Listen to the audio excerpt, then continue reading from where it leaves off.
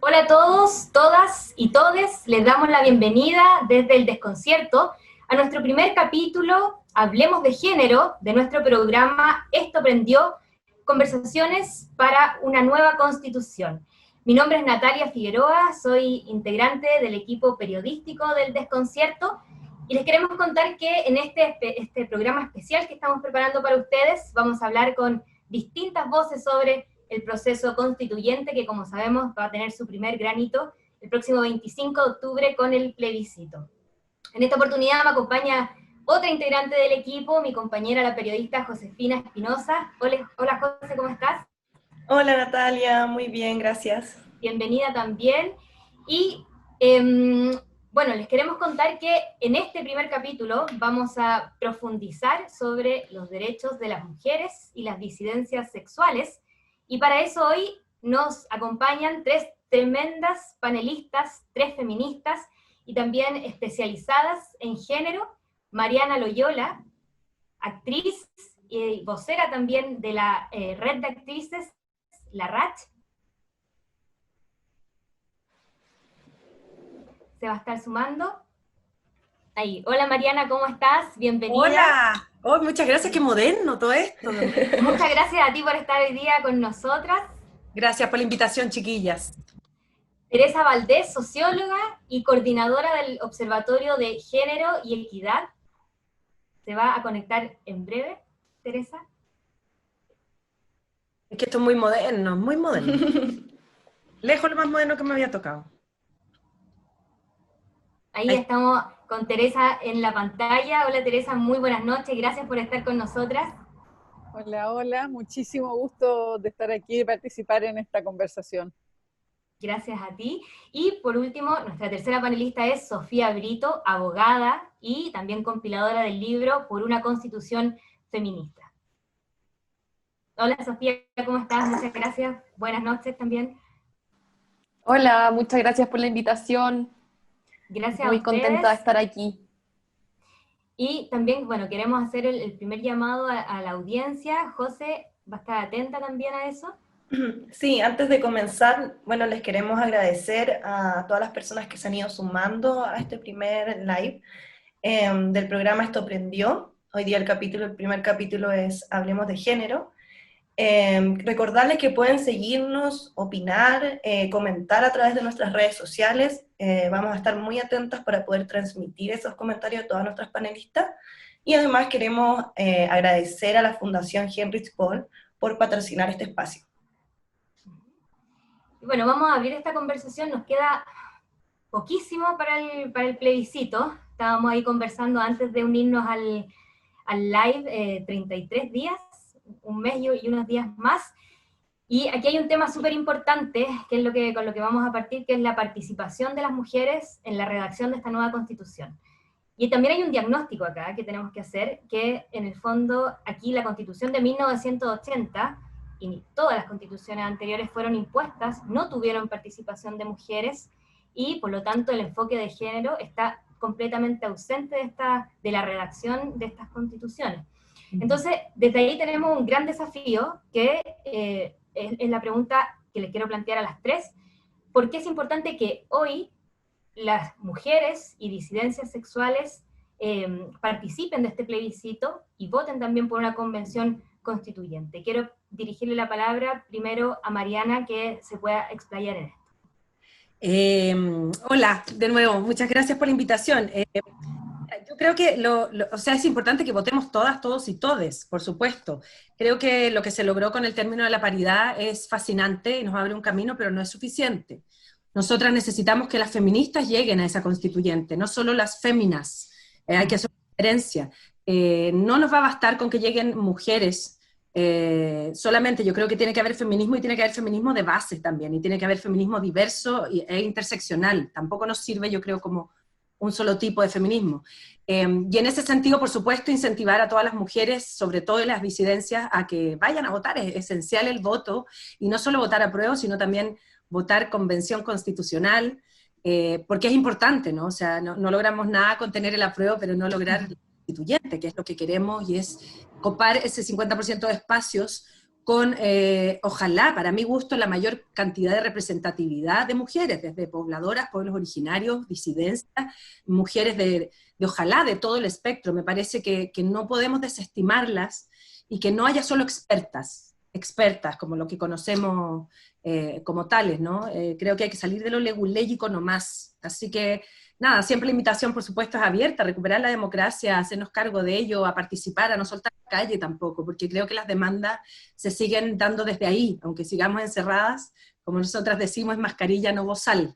Y pucha, ser mujer es difícil en Chile, es difícil y hay que seguir, siempre da la impresión que estamos peleándola, ¿no? Siempre cada cosa es una mini batalla, entonces no soltar, seguir unidas, seguir juntas y seguir para adelante, ¿no?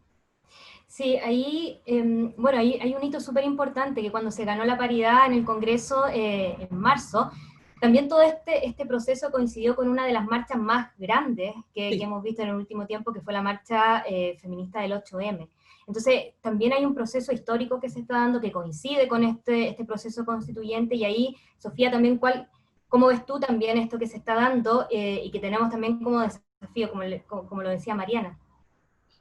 Sí, yo creo que es súper importante comprender que este proceso constituyente tiene, digamos, una dimensión jurídica, que es lo que estamos disputando digamos, en el proceso institucional, así como también en las diferentes asambleas territoriales y cabildos, pero de todas formas es un proceso constituyente también de nuestras relaciones sociales, ¿no? Reconstituyente en el sentido de pensar nuevas formas de relacionarnos más allá de la precariedad, que sean a través de poder consolidar una vida digna, a través de reconstituir ese tejido social que fue completamente destruido por la dictadura, que obviamente que ha sido, digamos, ha intentado repararse a través de diferentes movimientos sociales y movilizaciones que han habido desde la dictadura para adelante, y que ahora tienen como este momento también de poder pensarnos, ¿no? Como repensarnos en conjunto y en esa línea poder dimensionar tanto esta cuestión que es lo jurídico, que es lo que va a quedar en este nuevo librito azul, amarillo, verde, como sea, como también cómo pensamos nuestra vida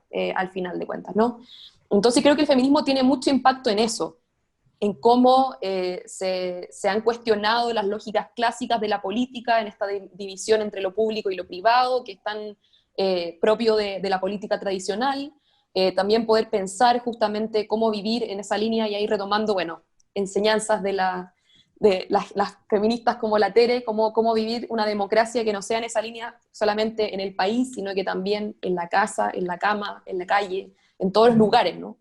Y creo que ahí, bueno, eso, las feministas hemos sido muy importantes para poder dar esa ampliación democrática, o sea, comprender el feminismo como una interpelación a la democracia que logra ampliar sus márgenes, y que en esa dimensión creo que, o sea, las cosas que hemos logrado tienen que ver con esas interpelaciones, ¿no? Por ejemplo, yo creo que si se logró la paridad en el Congreso, creo que hay una directa correlación con lo que pasa con las tesis el 25 de noviembre, ¿no? O sea, creo que es una cuestión fundamental lo que pasa con esa movilización que impulsan las tesis, justamente lo que tú también decías el 8 de marzo, que bueno, que justamente es en el momento en que también se aprueba la paridad. Entonces, creo que de alguna manera el feminismo nos enseña a que hay una disputa en todos los lugares, y que tenemos esta disputa institucional por un lado, pero hay un montón de otras disputas que se dan en otros lugares, y eso es lo que realmente logra cambiar el escenario de lo político, así como el escenario también de nuestras propias vidas. Y bueno, hablando de las tesis, hoy día recibimos una gran noticia por la influencia que una de los grupos culturales más importantes de las mujeres que fue nominada por la revista Times, y vemos justamente ahí es el impacto que genera a nivel mundial. En el fondo ahí está, el feminismo va transformando este tejido social, y también desde ahí está ese desafío, y recojo una de las ideas que planteaba Sofía para traspasársela ahí a Teresa. ¿Cómo ha sido este proceso histórico?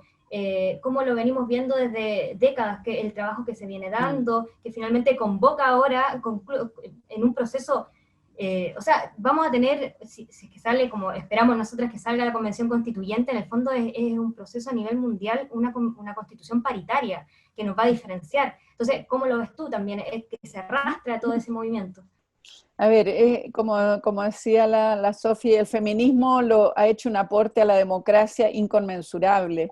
Cuando uno recorre la historia del feminismo desde salir de la cuota del 100% para los varones en adelante, pero que cada aporte del feminismo ha significado profundizar la democracia en cuanto a reconocer la ciudadanía de las mujeres, que somos sujetos de derecho en distintos ámbitos. Entonces tenemos un proceso que va, digamos, con una agenda que cuando uno mira la de nuestras queridas antecesoras, ¿no es cierto?, de la Olga Poblete, la Elena Casarena y lo que fue el MEMCH, uno se impresiona porque hay temas que son como permanentes, que tienen que ver con esta cultura en que vivimos, que son, ¿no es cierto?, aquellos relacionados con la autonomía económica, con el tema laboral, los temas que tienen que ver con la autonomía política y la participación política, porque ese movimiento, su tema principal, o su logro principal fue terminar con la cuota del 100% masculina, pero también en ese entonces estaba el tema de los derechos sexuales y reproductivos, que no se llamaban así. Entonces vemos cómo tenemos luchas que son permanentes, que en nuestra segunda ola, de la que yo formo parte, ¿no es cierto?, en tiempo de dictadura, conseguimos poner temas de derechos humanos, temas de violencia, probablemente el tema de violencia fue muy fuerte, pero reponiendo los temas, digamos, de que hacían a una dictadura que había tenido un impacto en materia de pobreza, en materia, digamos, de todas las libertades. Entonces, nuestra ola estuvo muy fuertemente marcada por la recuperación de la democracia, pero, como decía la Sofi, la democracia en el país y en la casa y en la cama. Y en la cama. Entonces, en el fondo nosotros nos planteamos en esa época en la idea de un nuevo pacto social, pero al mirarlo en los años 2000, 2006, 2011, fuimos viendo que en realidad el pacto social había sido medio tramposo, porque la verdad es que habían algunas cosas en que nos habíamos quedado súper contentas y adaptados y avanzados, pero que habían temas gravísimos que estaban pendientes, y eso es lo que retoma, ¿no es cierto?, esta tercera ola que hemos sido tan felices de ser presencial a nosotros como las más viejas, ¿no es cierto?, que es darle una nueva vuelta de tuerca, que tiene que ver obviamente con una profundización de los temas de violencia, de acoso, de educación no sexista, de identidades, de libertad en materia de identidad de género y de identidades sexuales, etcétera. Entonces, lo que tenemos es cómo el feminismo va logrando abrir puertas y va incorporando más, porque el feminismo siempre en su núcleo básico tiene la idea de reconocer al otro como un igual, y el otro como un igual son todos los otros, todas las otras y todos los otros. Entonces el feminismo es un gran camino, es una gran carretera donde nos sumamos y hacemos y podemos hacer de verdad un nuevo pacto social, un pacto social que se pregunte cómo hacemos que no se reproduzcan sistemáticamente, ¿no es cierto?, esas reglas, esas normas que han excluido, discriminado, maltratado a categorías, a muchas categorías, pero principalmente las mujeres como la categoría social principal, somos más de la mitad de la población. Sí, ahí nos tocaste varios temas que vamos a profundizar en detalle cuáles son las claves en el fondo que queremos ir incorporando y discutiendo en la Constitución. Claro, de hecho, bueno, uno de los temas en las que las tres han coincidido, y de hecho ahora Teresa hizo un pequeño resumen, que en el fondo ha sido una consigna de décadas, que a lo mejor ha tenido otros nombres anteriormente, pero que al final tiene que ver siempre con la autonomía de los cuerpos de las mujeres, que tiene que ver con los derechos sexuales y reproductivos de las mujeres. Por lo tanto, esta es una oportunidad para que quede reflejado en la Constitución. De esta manera me gustaría... Si uno recupera la historia, déjame decirte algo, si uno recupera la historia, en el pliego del MEMCH del año 35 está el tema de los anticonceptivos, de que tenía que haber una política, una posibilidad de anticoncepción por el derecho de las mujeres, pero además porque las mujeres se morían, o sea, la mortalidad materna, y Chile tiene una historia, bueno, probablemente después vamos a hablar un poco más de eso, una historia notable en materia de avances, porque realmente la mortalidad materna fue muy elevada. Pero el año 35, nuestras feministas estaban planteando la importancia de que las mujeres pudieran decidir sobre su maternidad. La emancipación biológica. Exacto. Así le llamaban biológica, le llamaban la biológica. Increíble. Claro, imagínate que ahí incluso eso era mirado desde el ámbito de los derechos de la salud, pero no se estaba hablando, por ejemplo, de derechos en términos de género mismo, sino que era visto desde otro enfoque también, y va cambiando también eso con el tiempo hacia los derechos propios de las mujeres y la autonomía de sus cuerpos. Son lo que llamamos los marcos interpretativos. Sin embargo, cuando tú lo analizas, los ejes de esa agenda del año 35, en la medida que se refiere al mismo orden social, a la misma sociedad con los mismos problemas, se mantienen. Entonces, tiene que ver con lo económico, tiene que ver con lo político, tiene que ver con el cuerpo. De todas maneras. Para profundizar en eso también y un poco linkearlo con este nuevo proceso constituyente que estamos viviendo, me gustaría preguntarle a Sofía de qué manera se puede garantizar este tipo de derechos en la Constitución, en el marco más normativo. Bueno, toda constitución tiene un catálogo de derechos fundamentales, ¿no? Que es la forma en que en el fondo se hacen reconocibles para la ciudadanía, para las personas que viven en un determinado territorio, en determinados territorios, cuáles son las garantías que el Estado tiene que darle a esa persona por el solo hecho de ser persona. En esa línea, nuestra historia constitucional, existe y en la historia constitucional digamos, de todos los países, existe una ampliación de ese catálogo de derechos que está dado principalmente por la cuestión que tiene que ver con cómo se ha comprendido que para ampliar la democracia es necesario que existan derechos sociales, porque si no, quienes pueden participar políticamente son solamente los hombres blancos heterosexuales propietarios, que son, en el fondo, el ciudadano de la Constitución de 1833, ¿no? Que en el fondo es como esta república masculina de la cual nos habla, por ejemplo, filósofas como Alejandra Castillo. Y eso se ha mantenido en el tiempo en Chile. Si bien en otros países eso se ha ampliado, en realidad en Chile lo que pasa es que debería haberse ampliado.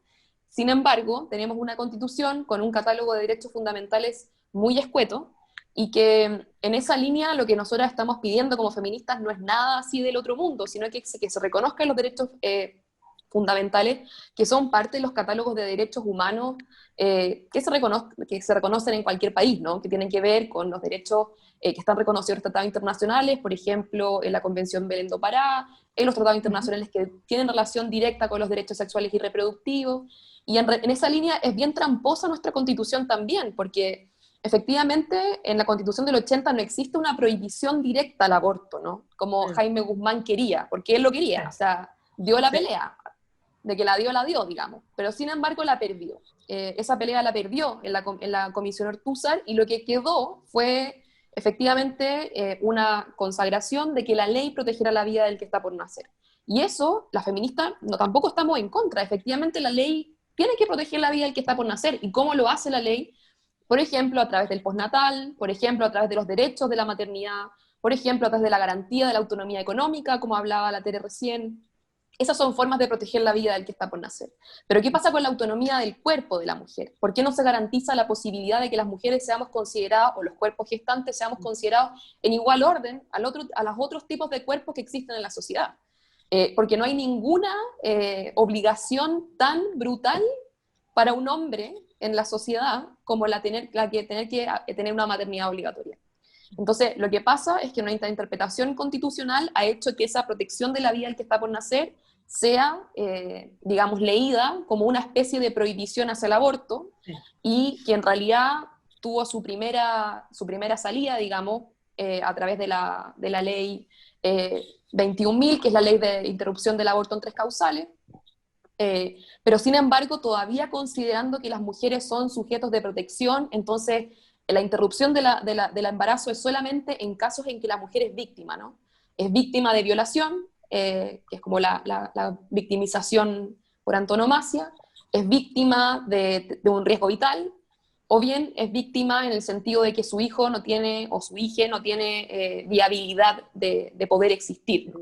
Entonces, ¿cómo pasamos de esa mujer víctima, que en el fondo tiene que ser protegida por el Estado en caso de ser víctima?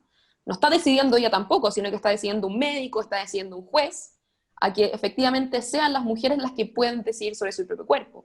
Y ahí, claro, está el tema del aborto, y con esto termino, pero también lo que también tiene que ver con cuestiones mucho más amplias, ¿no? Con la posibilidad justamente de poder planificar la maternidad, para eso que existan planes efectivos de educación sexual integral, que exista anticoncepción, que existan preservativos en toda a disposición, digamos, y no sea una cuestión que esté dada justamente por la capacidad económica, que no exista con lo que pasa hoy día actualmente, que en el fondo es como vemos como los proyectos conservadores son los que en el fondo guían la sexualidad.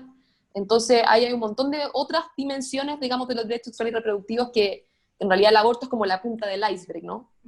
Pero que son una amplia gama de derechos que se reconocen para las mujeres y disidencias y para la planificación en realidad de la vida, como comprendiendo que nuestra vida o sea, tenemos autonomía sobre la vida, o sea, como somos personas supuestamente autónomas, tenemos la capacidad de tomar decisiones, el Estado nos encarcela cuando tomamos malas decisiones, o sea, ¿por qué no podemos tomar la decisión sobre nuestros propios cuerpos? Es como lo básico para poder vivir en sociedad, ¿no?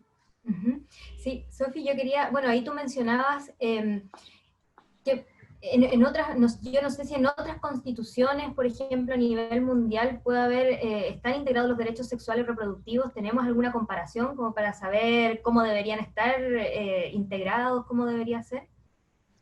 O sea, efectivamente hay una amplia forma de vincular los derechos sexuales y reproductivos. La misma forma en que están en los tratados internacionales ya una forma de consagración, ¿no?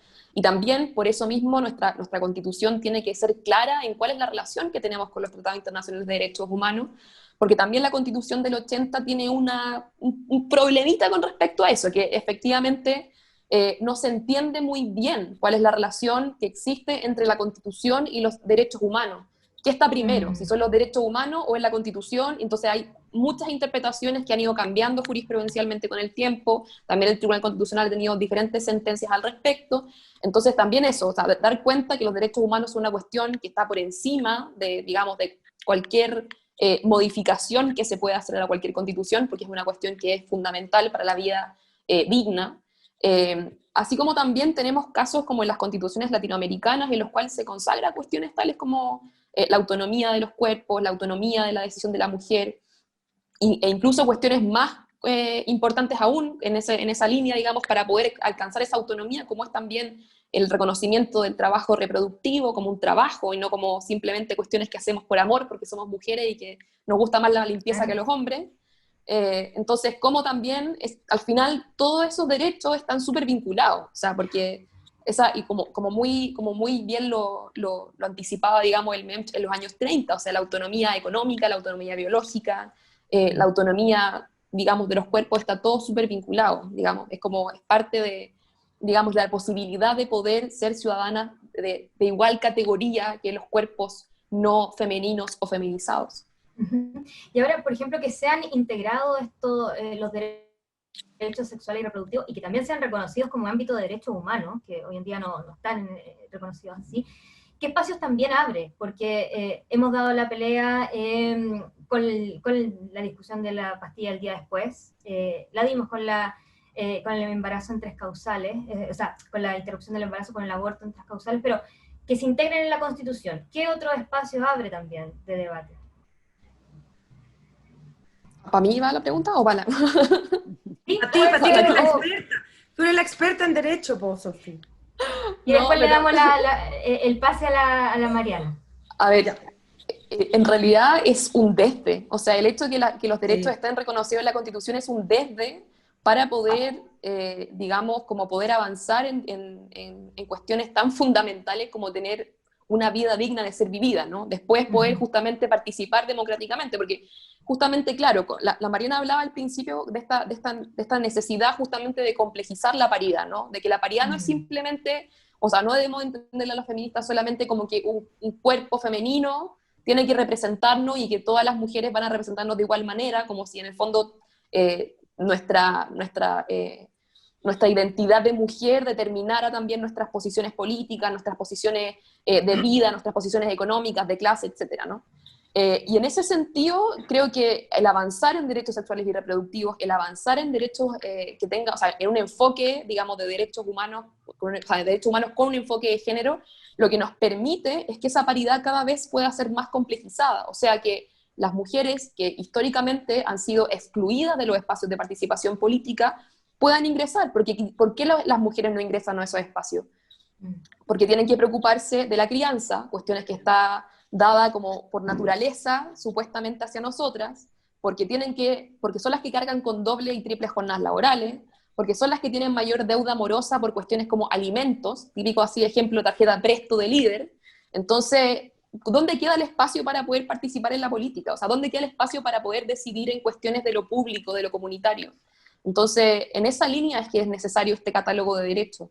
Porque además este catálogo de derechos nos permite dos cosas, que es, por un lado, que exista un mandato hacia los legisladores que esté determinado, digamos, de manera constitucional, o sea, tiene que regularse, digamos, por ejemplo, en este caso, los derechos sexuales y reproductivos para mujeres y disidencias. Por tanto, tienen que haber protocolos en los hospitales y en todo tipo de servicios de salud, en los colegios tiene que haber plan de educación sexual integral, o sea, va a haber un mandato para que eso exista, digamos, ya no va a quedar como a esta cuestión medio como de la libertad de enseñanza, que no es tan así, sabemos, pero que es como la lógica en la que opera la Constitución del 80, o bien a la objeción de conciencia que está dada en los servicios de salud, que también sabemos que al final de cuentas termina siendo una forma de mermar los derechos de las mujeres. Y por otro lado, también una cuestión que es súper importante, que es que podamos ir a un tribunal a decir que nuestros derechos no se están respetando. O sea, podamos presentar una denuncia, una demanda, para exigir que esos derechos se respeten, porque actualmente no tenemos esas posibilidades. No podemos presentar, por ejemplo, un recurso de protección cuando se está vulnerando nuestro derecho a la salud. No podemos tampoco presentarlo cuando se está vulnerando el derecho a la educación. Entonces, ese tipo de cosas también las que permite el hecho de que los derechos fundamentales se garanticen en la Constitución y que justo junto con eso vayamos pensando también cómo se acomoda la otra patita de la Constitución que tiene que ver con la sala de máquinas, la parte orgánica, la parte de cómo pensamos el poder judicial, la justicia, claro, en su amplio espectro, el poder legislativo, el poder ejecutivo, etcétera, ¿no? Todo va igual súper de la mano.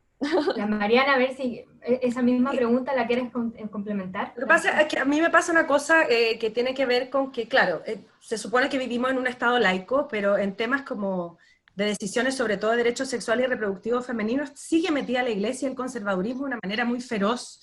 Entonces, creo que todo lo que ha dicho la Sofía es importante que se establezca en nuestra carta de navegación, que espero que así sea, porque finalmente las decisiones, por ejemplo, no solo educación sexual integral, a que en los consultorios haya derecho al aborto, haya acceso a los anticonceptivos, es un tema de salud pública, no es un tema moral. Y eso hay que entender de una buena vez, porque sigue teniendo el poder ese conservadurismo todavía y es el que toma las decisiones. Entonces, si te toca una mamá como la Marcela Aranda, por ejemplo, ¿quién te protege en ese sentido? Tiene que haber un Estado garante que garantice que tú tengas derechos como mujer o disidencia y que puedas desarrollarte como ser humano. No es necesario, y esto ya está la majadería, y quizás las feministas lo hemos hablado 20 veces, pero las mujeres no tenemos que ser necesariamente madres. Y por supuesto que las que lo hemos sido nos ha costado mucho más, y eso es real. Y las pobladoras que tienen 4, 5, 6 hijos y que no tienen pareja y que no las ayudan económicamente, les ha costado muchísimo más. Y eso es un hecho y eso tiene que regularizarse. Y tiene que entenderse además que a veces no basta solamente con la ley que tenemos de 3 causales. O sea, yo el otro día supe que solo cubre un 5% de los abortos. La ley de aborto 3 causales, que cuando nos decían que íbamos a ir todas corriendo a abortar como si fuera un deporte, bueno, sépanlo, es solo un 5% de los casos. Y eso tiene que llegar de manera transversal a toda la población. Y tiene que haber un acceso de manera igualitaria para todas y todes, los cuerpos gestantes y las mujeres. Discriminación es la que queremos evitar, porque finalmente estamos hablando también de desigualdad, porque en Chile abortan las mujeres que lo pueden hacer todavía. Entonces, que haya objetores de conciencia institucional a mí me parece de un nivel de pacatería y de conservadurismo, es como volver al siglo XIX también. Y eso que ha generado tantos problemas también a la mujer, por ejemplo, en regiones, ese ha sido un problema. En Osorno no hay ningún lugar donde tú te puedas realizar un aborto. Ahora sí. Ahora sí, qué bueno. Un objetor. Imagínate, de Osorno, porque mira, era tan complicado que trataban de contratar gente y no podían irse a trabajar porque los otros le hacían bullying. Hacían la guerra, pero por supuesto. Por eso te digo, porque Chile sigue siendo un país en ese sentido muy conservadurista y tienen ciertamente. Entonces no se habla de salud pública, se habla de moral, de religión. Ese hijo de Dios.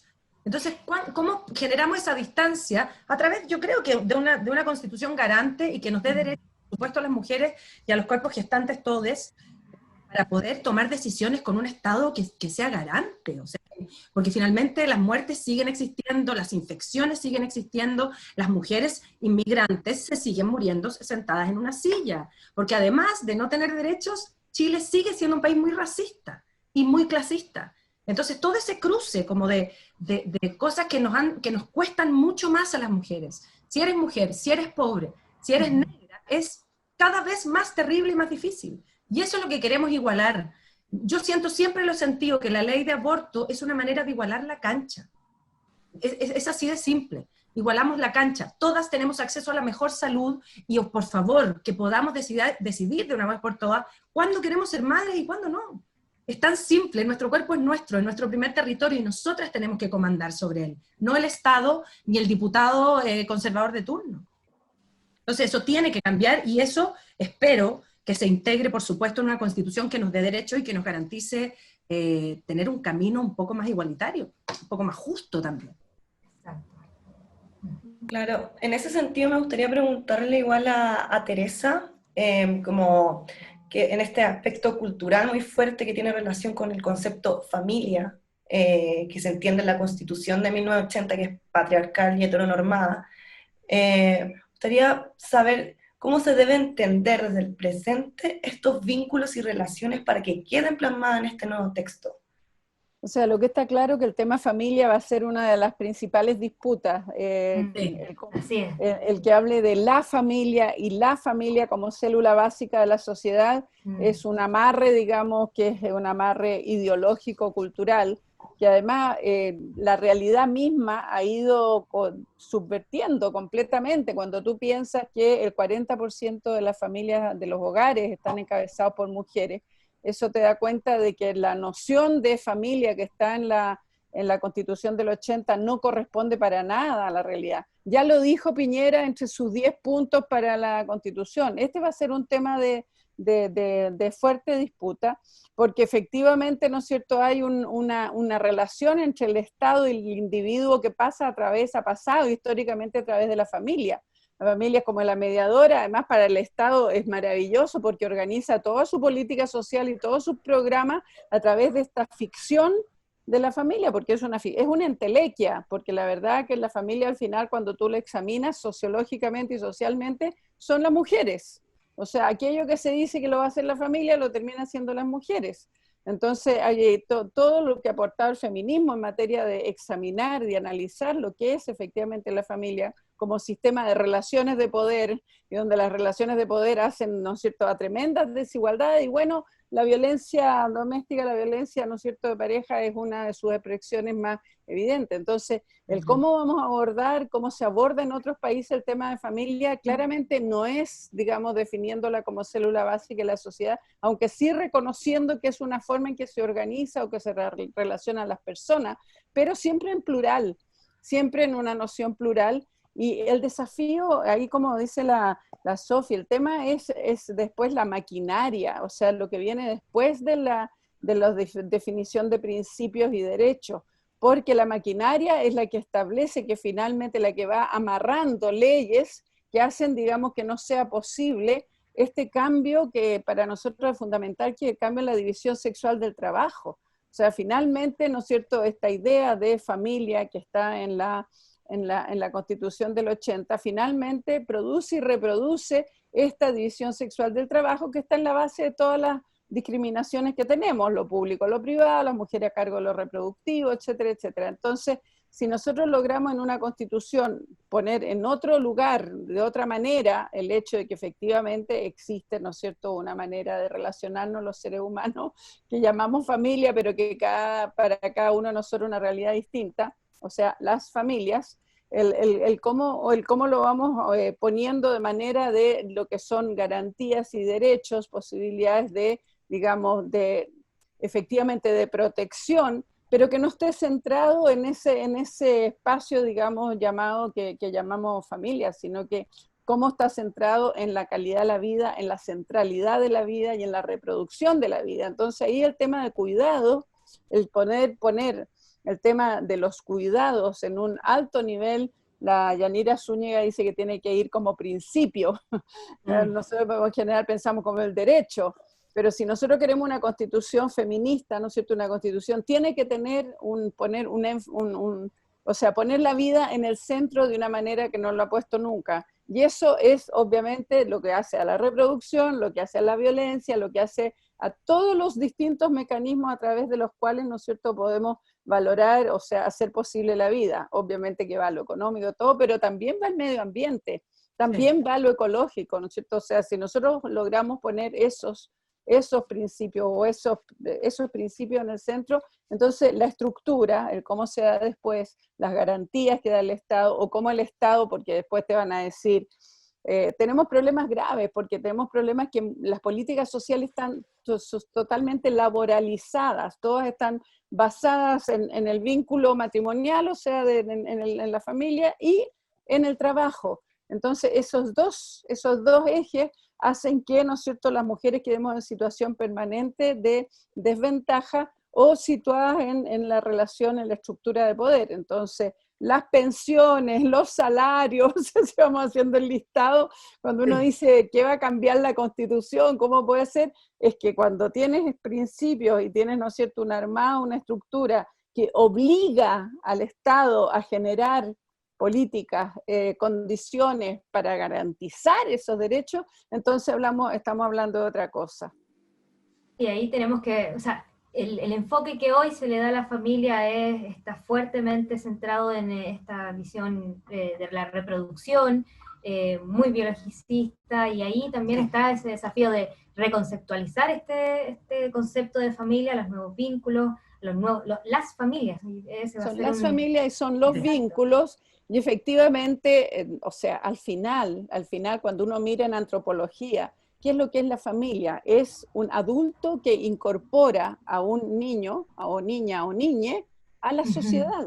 Eso es en su núcleo más básico, es cómo integras a la sociedad. Y eso, obviamente, tú lo puedes mirar, o sea, es una función social, entonces hablan de la función de la familia, la función económica, la función, o sea, pero si tú lo miras en el fondo, entonces tienes que repensar, porque entonces no tienes, digamos, que hacer el mono que tenemos actualmente, sino que pensar, las políticas sociales en Europa están mucho más centradas en las personas, porque una misma persona puede tener un hijo, un hijastro, ¿no es cierto? O sea, yo tengo todas las flores posibles, tengo hijos, hijastros, todo, y somos familia. Entonces tú dices, bueno, claro, ¿cuál le corresponde qué? Cuando tú lo estás digamos, definiendo, ¿qué es lo importante? Lo importante es el vínculo, lo importante es para cada una de las personas el garantizar las condiciones de desarrollo de esas criaturas, de los niños. Imagínate que en eso mismo, el tema de niños, niñas y adolescentes en la Constitución tiene que tener un lugar, es mucho más importante que centrarse en el tema de la familia, es ir al tema de niños, niñas y adolescentes. Exacto, y ahí está, por ejemplo, hay un enfoque cultural bien importante, por ejemplo, para otras culturas, la comunidad es muy importante, comunidad de relaciones, de asociatividad, entonces también hay que repensar desde ahí con un aspecto cultural también. Antes de que sigamos, le queremos agradecer a los auditoras que nos están diciendo que son más de 100 personas promedio que están conectadas, están debatiendo sobre justamente un tema que vamos a ver después, que es el lenguaje inclusivo y la educación no sexista, que tiene que ser integrado también como otro de los puntos, así que vamos a estar atentos también a las preguntas que puedan salir de ahí de las conversaciones y de los comentarios en redes sociales. Perfecto.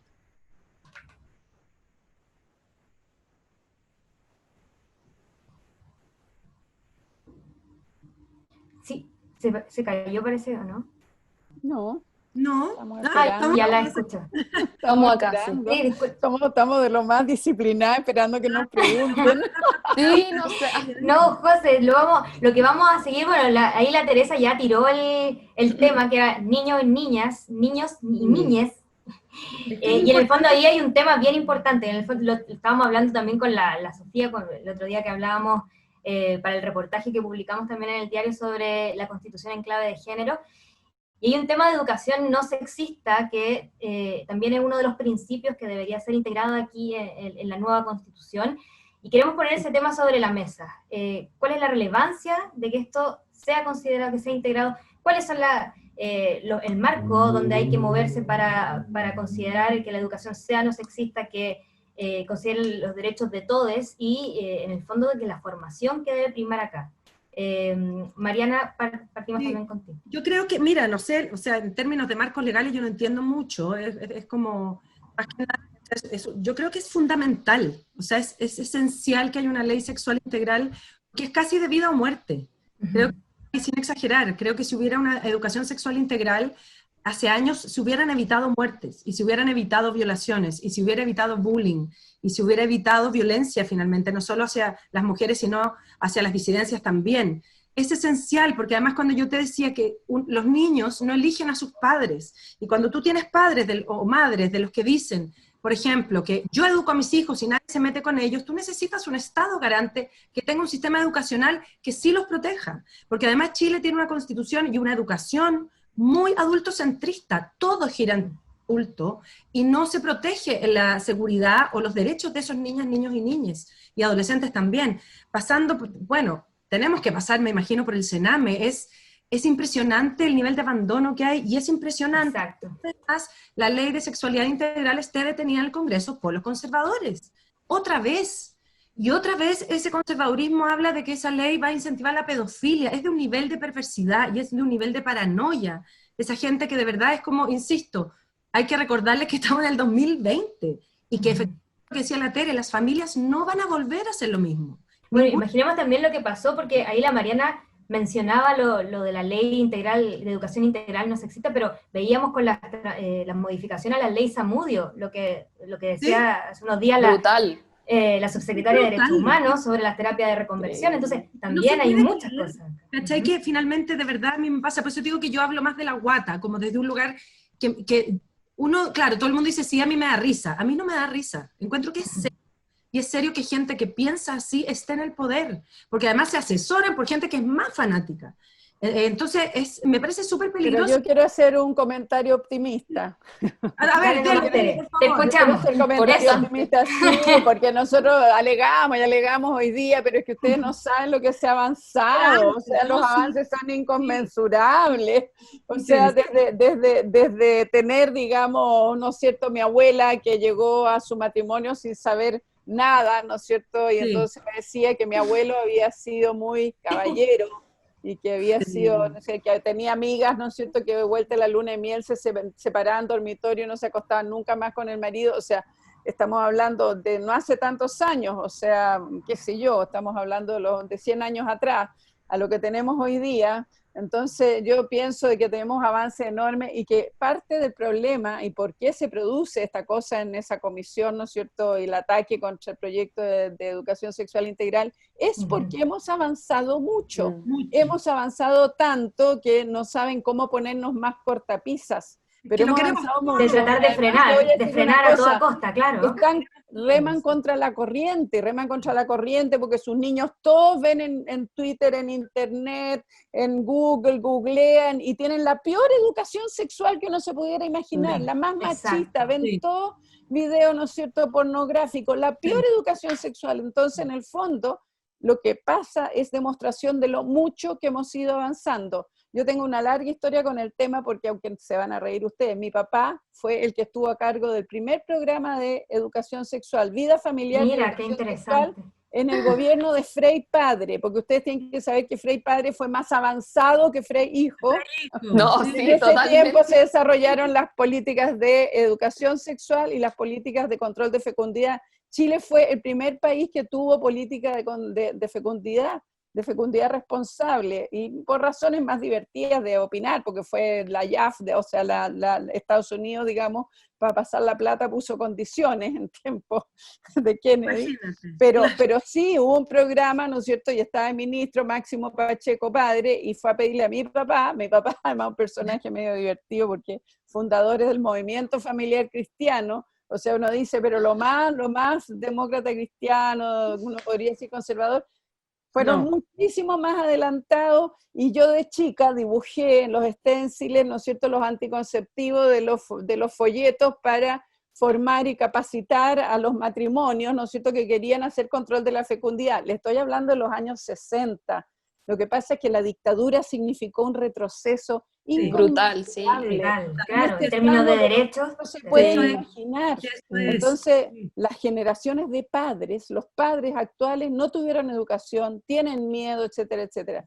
Pero lo que yo les planteo es que en realidad todos esos ataques y todo ese esfuerzo, digamos, desde la extrema derecha es porque hemos avanzado mucho, es porque tienen o sea, Sí. también el debate respecto a la ley IBE, cómo se dio, y es verdad que fue difícil, hubo que negociar y todo, pero al final se sacó una ley que dice que la mujer decide. Y les advierto que nuestras barreras principales son los médicos hombres, porque ellos son los diostores. Los diostores no podían creer que una mujer podía decidir y tomar la decisión, decir, si soy yo el que sabe. Y ese proyecto de ley, es verdad, abarca un 3 y un 5% de las necesidades de interrupción del embarazo, si lo ponemos en cifras. Sin embargo, cambia absolutamente la visión, porque pone a la mujer como la que decide. Y ese es un cambio para toda la ley, para todo. O sea, es un cambio cultural que por primera vez, los alegatos en el Parlamento, yo estaba en el Ministerio de Salud en ese minuto a cargo como asesora de género de la ministra, así que me tocó estar a cargo de parte importante de esos debates, escuchar los argumentos de los parlamentarios. Eso es lo que fue brutal. Imagínate, la intervención en eso. Es porque hemos avanzado, porque hemos avanzado mucho. Sí, porque imagínate, yo ahí coincido, o sea, con la Tere tiene completamente la razón, yo creo que hay un avance súper grande. Imagínense, el otro día estaba hablando con Aprofa, que ella es como asociación, como están impulsando una campaña de protección de la familia, tiene un nombre antiquísimo. Como protección a la familia, pero están impulsando ahora una campaña para integrar pedagógicamente el autoplacer de las mujeres y el autoconocimiento. O sea, eso no lo había, es una campaña que ahora están haciendo distintas charlas para que se incluya eso como un enfoque en la educación. Entonces, ¿cómo avanzamos desde esta visión de la reproducción al autoconocimiento? Entonces, ahí, bueno, ¿cuáles son...?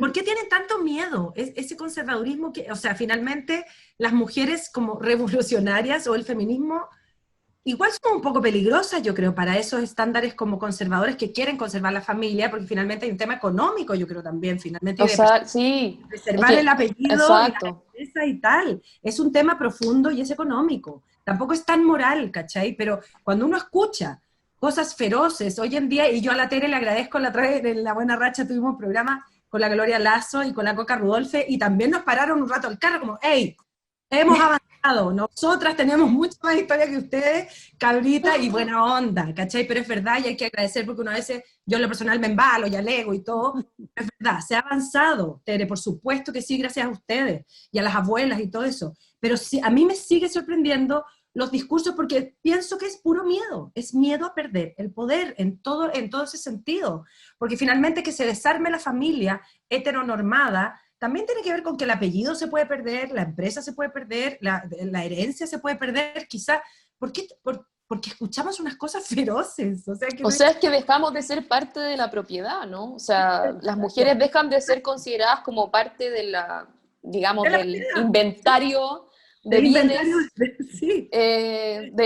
digamos, de los poderosos, y en ese sentido creo que es bien importante lo que dice la Tere en cómo hemos ido avanzando, y en esa línea con lo que hace la Mariana, porque hemos ido avanzando en base a la rabia también, ¿no? Claro. Hemos ido avanzando en base a la lucha, en base a la rabia, en base a mujeres que han dedicado sus vidas a hacer stencil de anticonceptivos como la Tere, o sea, ese tipo de cosas, por eso hemos avanzado, no por otra cosa, ¿no? Yo creo que en esa línea es súper importante como tener esa conciencia histórica de que el feminismo, si bien ahora es una palabra, un sentido común, que se ha instalado de manera súper masiva, no está dado, y que siempre va a ser una disputa, ¿no? Siempre vamos a tener que estar en la disputa, porque las olas conservadoras, o sea, y el fascismo están a la vuelta de la esquina, ¿no? O sea, no son cuestiones que estén lejos, lo vemos, o sea, lo estamos viendo. Cuando, y por ejemplo, ahí, Sofía, porque es súper importante ese aspecto, o sea, ante esta arremetida del fascismo, como lo hemos visto, estos grupos conservadores,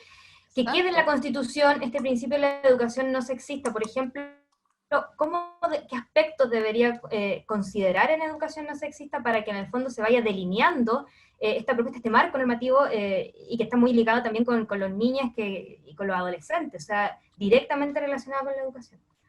Exacto, lo que pasa es que, claro, cuando no dejamos este tipo de cosas en las constituciones, al final, claro, es que el vaivén digamos, de las arremetidas conservadoras, el poder coaptar este tipo de derechos, y lo hemos visto como pasa en otros países del mundo, países que reconocían y eran súper progresistas en términos de derechos para las disidencias sexuales, y que hoy día son países profundamente homofóbicos y racistas, se han dado la vuelta, ¿no? Entonces, ese tipo de cosas pasan, o sea, de hecho, cuando ahí va a hacerme la tarea histórica, digamos, de decirlo, pero ¿por qué se establecen los catálogos de derechos fundamentales y por qué existe la Declaración de Derechos Humanos y de ahí todos los tratados de derechos humanos que comienzan, ¿no?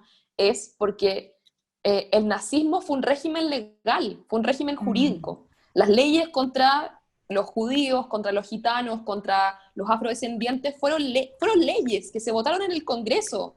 Y hubieron mayorías que las aprobaron. Entonces, había todo un aparataje legal en el cual se excusaba el nacionalsocialismo para decir, pero bueno, esto lo estamos haciendo bien, o sea, es totalmente democrático. Es legal, claro. Entonces, dentro de la normativa. La importancia de los derechos humanos, la importancia de los derechos fundamentales es que no pueden existir ese tipo de leyes, ¿no? Que no pueden existir leyes que atenten contra la vida, la integridad física, psíquica, la dignidad de las personas, por ser un cierto tipo de persona, no por ser como son, por pensar como piensan, como pasó acá en Chile, en la dictadura. Entonces, por eso es importante, por eso es tan central justamente esta noción de derechos humanos. Y en esa línea, consagrar la educación no sexista como un derecho también permite dar cuenta de problemas que son los problemas que más vivimos en la educación, como por ejemplo el bullying, ¿no?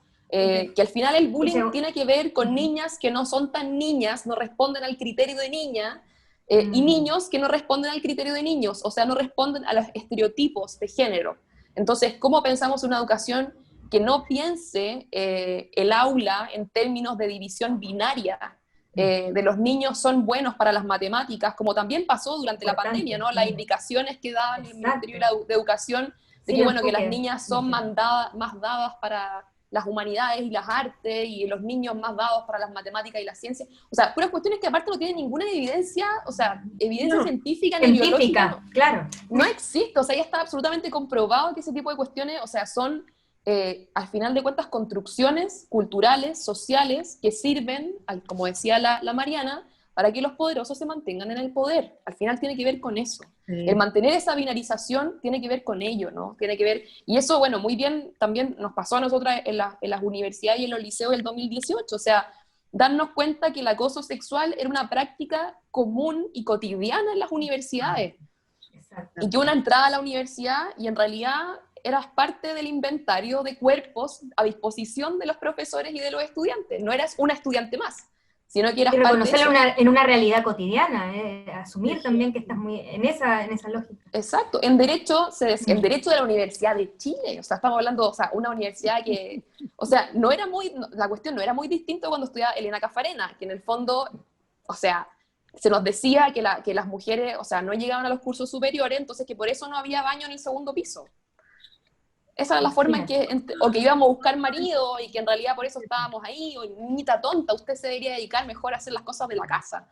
¿Qué está haciendo acá? O hay profesores que obligaban a las compañeras a ir con falda, no podían ir con pantalones a las clases. O sea, estamos hablando de ese tipo de cosas, o sea, como cuestiones que uno dice ya son como medievales, o sea, como premodernas, o sea, ya, pero absolutamente ninguna justificación, ¿no? Entonces, esas son las cosas que queremos evitar con la educación no sexista, y porque además también es importante dar cuenta que la violencia de género, digamos, desde este tipo de cosas que son el acoso, los machismos, hasta cuestiones más radicales como los feminicidios, tiene que ver también con eso, ¿no? Con la posición que se le ha también dado a la masculinidad de dominación con respecto a los cuerpos femeninos y feminizados. Entonces, con la educación no sexista también prevenimos esa violencia, también el que exista ese tipo de violencia. Por eso justamente que nosotras en el 2018 decíamos que con los protocolos no era suficiente, porque no es suficiente pensar en sanciones solamente, o que metamos a toda la gente presa, ¿no? No tiene que ver con eso, ¿no? Tiene que ver con cómo cambiamos nuestras formas de relaciones sociales, de nuestros afectos, de todas las trancas justamente que pone la moral conservadora por sobre nosotras, que tienen que ver justamente con lo que tú conversabas antes, con la imposibilidad de explorar el deseo, la imposibilidad de explorar el placer, porque existe una culpa gigante así encima de nosotras, que como que la primera vez que te tocáis se te aparece Jesucristo así como encima. Entonces, o sea, cuestiones que no pueden ser, pues, y como que ya es suficiente, ¿no? Entonces, efectivamente yo creo que tiene que ver yo creo que una cuestión que también la derecha ocupa mucho, como supuestamente en contra de las feministas y en contra de quienes pensamos en una vida más igualitaria, pero que dicen que dónde queda la libertad.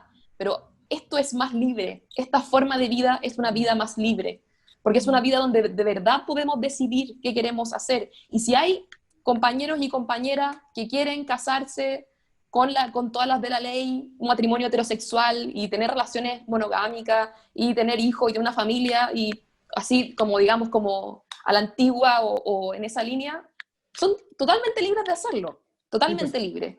Pero ¿por qué tienen que imponer esa forma de vida a quienes no quieren esa forma de vida? Entonces yo creo que ahí hay un asunto, ¿no? Que la verdad la libertad está de nuestro lado. Y ese concepto tenemos que disputarlo. La libertad está con la educación no sexista, la libertad está con los derechos sexuales y reproductivos, la posibilidad de decisión de qué queremos hacer en la vida, ¿no? De qué queremos ser. Es, al final, esa supuesta autonomía que tenemos en el neoliberalismo es falsa, porque depende de nuestra capacidad económica todo el tiempo. Entonces, ¿cómo hacemos que esa autonomía no dependa de ello, de cuánta plata tenemos en el bolsillo, sino que simplemente dependa del hecho de que somos todas personas, todas, todes y todos? Totalmente, sí. Súper de acuerdo. Además que todo lo que hemos hablado tiene que ver con un rayado de cancha, con hacer que las cosas sean iguales, ¿cachai? Porque que no haya ley de aborto o que no haya ley de educación sexual integral permite que domine solo un punto de vista. Porque nadie va a obligar a abortar a nadie, nadie va a obligar a los niños a la educación sexual integral a nada. Eso es lo que tienen que sacarse de la cabeza los conservadores. Que justamente ese lienzo tan terrible que decía que la educación sexual integral igual a pedofilia, al contrario, porque lo que pasa es que las niñas y niños que sufren violencia sexual en la infancia, muchas veces no saben ni siquiera lo que les está pasando, porque como no tienen educación sexual, no saben que están siendo violentados. Entonces, resignifican esos recuerdos mucho después, con un estrés postraumático terrible, cuando ya no, o sea, como que de alguna manera sienten que hay una vejación que estructuró toda su vida, ¿no? Entonces, ese tipo de... Entonces, al final de cuentas, lamentablemente para quienes están en esa marcha del rechazo con ese lienzo gigante, o sea, sin educación no sexual, o sea, sin educación sexual integral, efectivamente la pedofilia se mantiene, o sea, es así, ¿no? Porque no tenemos la posibilidad de niñas que sepan también qué le están haciendo, qué es su cuerpo, cómo defenderlo, cómo decir, mamá, papá, profesora, abuela, quien sea, me tocaron y esto no está bien. El tener conciencia justamente de esas situaciones. Mira, en otros países esto parte obviamente en la sala cuna y en el jardín infantil y toda la idea de lo que es privado, tu cuerpo es privado y nadie puede tocarlo. Eso significa cambios bastante fuertes en materia, digamos, cultural, porque esta idea de los tíos y las tías, o sea, todo el lenguaje con que se relacionan, digamos, los niños con lo que vienen a ser profesores o maestros o qué sé yo, es muy dramático, porque está todo como llevado a relaciones primarias, afectivas, buenas, y eso significa un tremendo cambio, pero que no puede ser. O sea, si tú a una criatura chica no le enseñas desde pequeño que nadie puede tocarla, que nadie tiene derecho a tocar su cuerpo, y esa es su privacidad, entonces, bueno, obvio, seguimos teniendo lo que dice la Sofi, que los testimonios son así, los testimonios de los niños y niñas y los adultos que fueron, ¿no es cierto?, violados o violentados sexualmente, no sabían, no tenían idea. Exacto. No tenían idea, bueno, pensaban que estaba bien muchas veces. Exacto, ¿no? donde Entonces, entendemos que en esta nueva constitución, o sea, esto se traduce en la protección de la infancia. Educación no sexista finalmente es protección también a la infancia, que quede normado como un derecho para los niños y niñas. Bueno, así está en las convenciones, así está en derechos humanos internacionales, o sea, todo lo que se ha avanzado, digamos, que ni es tanto porque también en negociación, cuando uno ve las recomendaciones de la CEDAW, cuando uno ve, no sé, todo lo que hay en el tema de la Convención Belén do Pará, o sea, hay una cantidad o sea, la Convención de Derechos del Niño que ha ido avanzando también con sus recomendaciones, de la autonomía progresiva, o sea, ahí eso, o sea, este país todavía no se pone a la altura de la propia, aunque ratificamos la Convención de Derechos del Niño por ahí creo que el 90, 91, no sé, pero esa convención pone clarísimo, digamos, y las recomendaciones posteriores, digamos, de esa convención son clarísimas respecto del tema de educación sexual integral, lo plantean abiertamente. Entonces, bueno, ahí hay un gran desafío para la Constitución. O sea, la Constitución tiene que dar un lugar a lo que es, digamos, los derechos humanos, todo el cuerpo de derechos humanos, en todas sus generaciones, primera, segunda, tercera, ¿no es cierto?, de derechos colectivos, digamos, también los pueblos originarios, ¿no es cierto?, todo eso tienen que alimentar, digamos, nuestra nueva Constitución.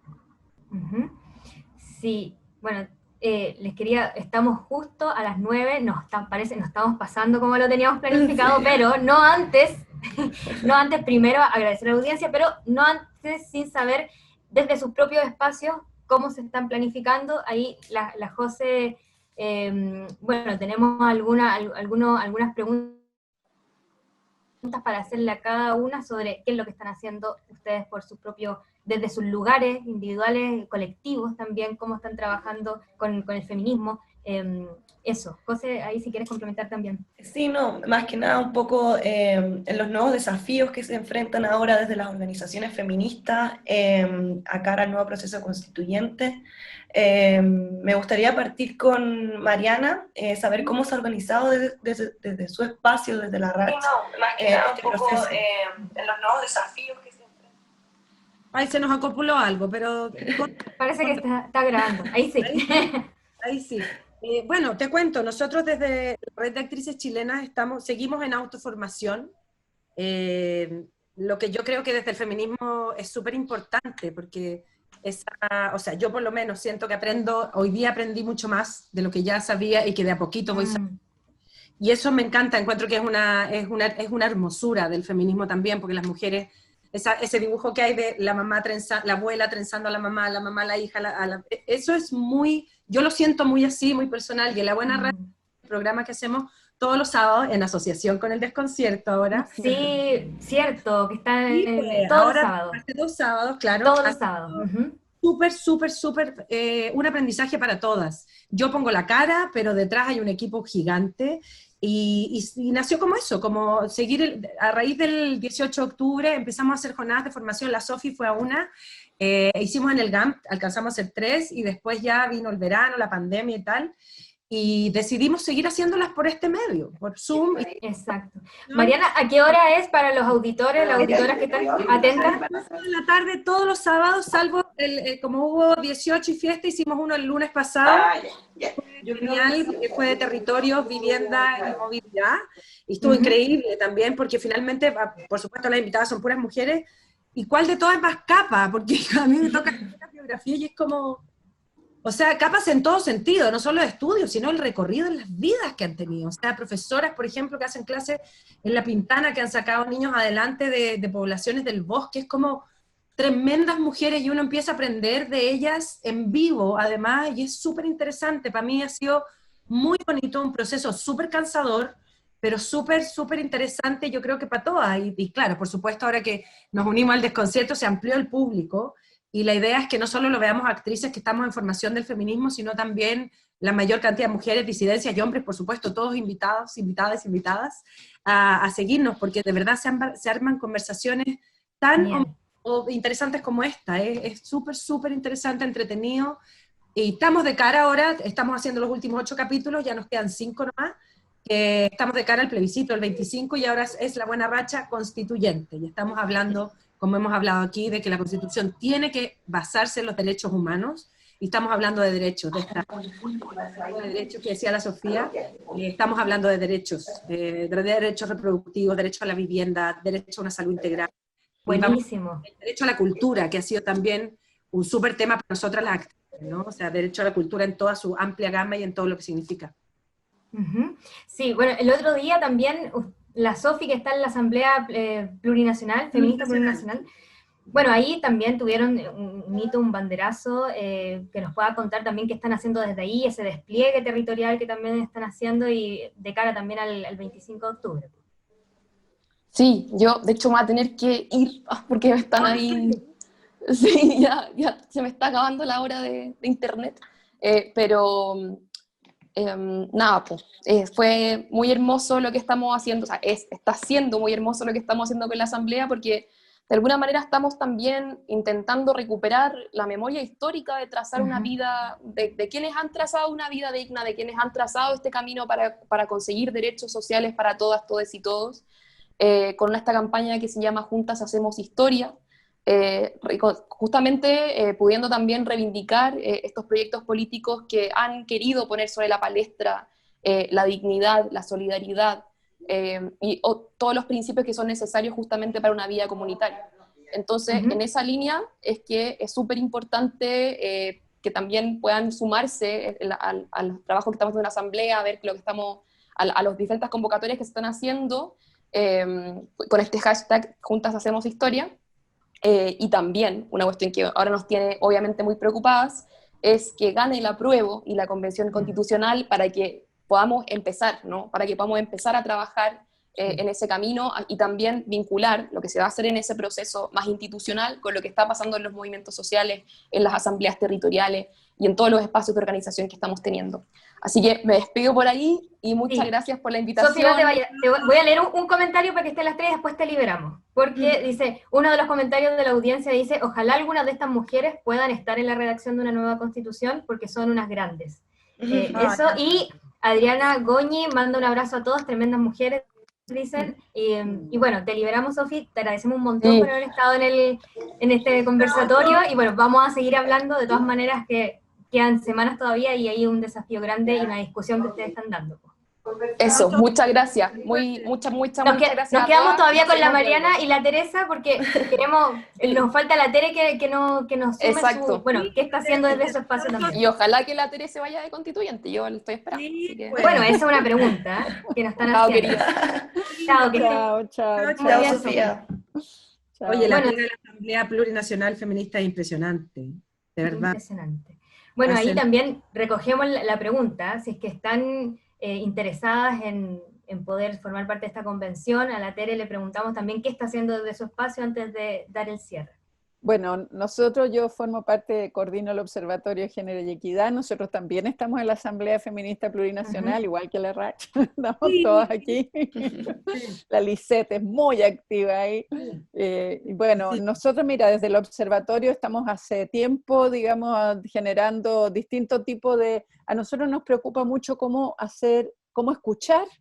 Nosotros como observatorio, como nuestro, que somos principalmente un medio, digamos, virtual, que tenemos nuestro boletín, nuestra preocupación principal es dar voz, siempre la vocería de las mujeres, y la vocería de las mujeres en todas sus realidades. Y hoy día muy preocupadas por qué pasa en regiones y por qué pasa con los sectores, digamos, que en general tienen menos visibilidad.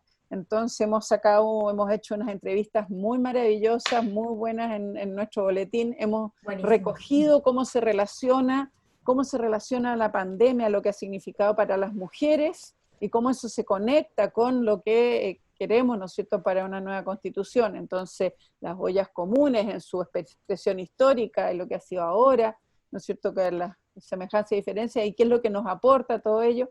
Entonces, hemos ido haciendo, después hicimos especialmente entrevistando a mujeres del norte y del sur, cómo llevar el dolor de las regiones, este país centralista, que además de patriarcal y todo, es obvio que sea. Y la descentralización es otro tema también que va a tener que estar sí o sí. Entonces, la descentralización, la plurinacionalidad, entonces eso es una línea que nosotros seguimos trabajando, pero estamos en una asociación con la Corporación Humana y tenemos un programa de radio que se llama Nada Sin Nosotras, está la Kena Lorenzini ahí de gran persona, digamos, que lo hace fantástico. Y entonces hemos ido abordando también los distintos temas en la perspectiva de invitar a las mujeres a votar. Pero hicimos una encuesta nacional, una encuesta súper buena, nacional a mujeres, una encuesta con todas las de la ley, preguntándoles, si iban a ir a votar, qué iban a votar, ¿no es cierto?, qué les parece, se sienten discriminadas, porque en el fondo la conexión con una nueva realidad tiene que ver con conocer la propia, y eso es hacerse cargo de las discriminaciones y de los graves problemas que tenemos. Entonces ahí, mira, es una preciosura, las mujeres tienen súper claro que el rechazo a la discriminación, el deseo, por supuesto, la garantía de la igualdad, el tema de pueblos originarios y su reconocimiento, los derechos, digamos, la paridad, el derecho a la vida, digamos, digna, todo eso, mira, la encuesta nos sirvió mucho y estamos trabajando con ella y la hemos entregado a todas las organizaciones, porque sí aparecen, ¿no es cierto?, esos nudos, donde habría que trabajar más, que es nuestra preocupación. Y aparecen las mujeres jóvenes como con menos entusiasmo para ir a votar, y las mujeres de los sectores más, sí, que ha sido histórico. Y bueno, ahí hay que seguir entonces, claro, entonces nos da una serie de indicaciones.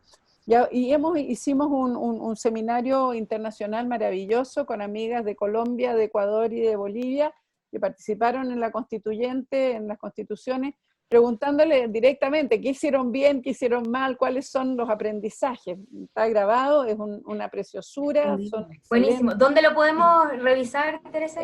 Mira, está actualmente en 3 lugares. Está en el sitio del Observatorio de Género y Equidad, es www.og.cl, en Corporación Humanas, que es humanas.cl, y estamos lanzando próximamente una plataforma del Nada Sin Nosotras. Entonces está ahí la encuesta. Hemos hecho un material, hemos sacado un material que es una especie de, le llamamos el kit, el kit, digamos, de herramientas para la Constitución, sí, que es un glosario, donde están todas las palabras explicadas, las palabras desde el feminismo, y una guía de cómo hacer, digamos, un debate, cómo hacer una conversación para ir identificando los temas principales. Eso también está en esto. Bueno, lo importante es acercar la información, exacto, claro, entregar herramientas también para estar informados sobre este proceso que se viene. Claro. Y vamos a hacer varios conversatorios y cosas más con constitucionalistas, tratando de ir más al fondo, al foco, ¿no es cierto? Decir, ya, ¿cómo vamos avanzando? Y tenemos una preocupación enorme, hemos sacado una interpelación que estamos sacando a los partidos políticos, porque el tema de las candidatas, tú dices, van a ir de candidatas, o sea, no es un tema menor. O sea, no. El sistema como está basado en los partidos políticos. Entonces los partidos políticos dicen, estamos dejando espacio para, ¿no es cierto?, para personas independientes.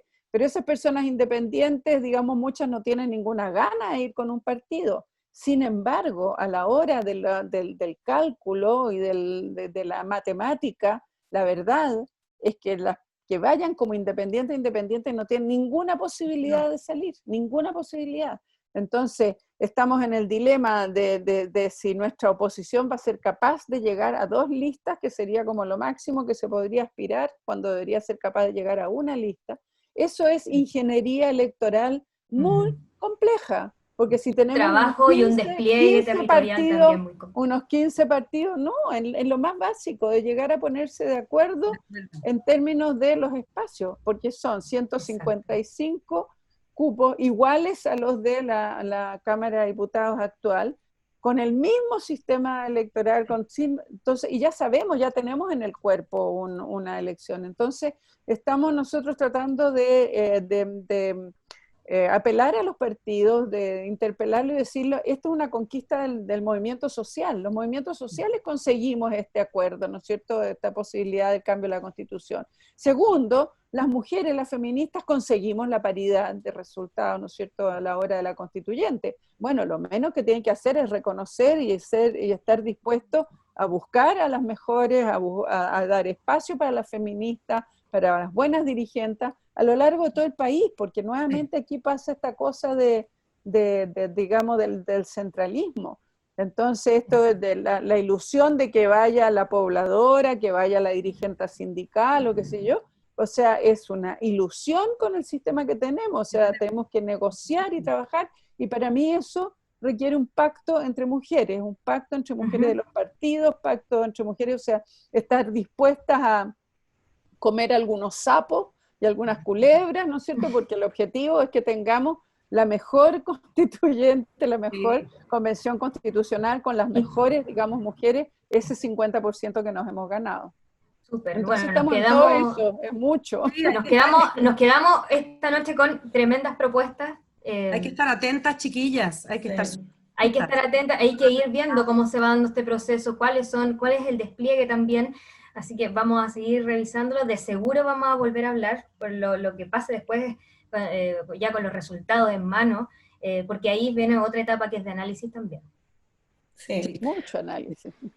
Bueno, y para ir cerrando, les queremos agradecer profundamente a Teresa, a Sofía que nos dejó un poquito antes, a Mariana.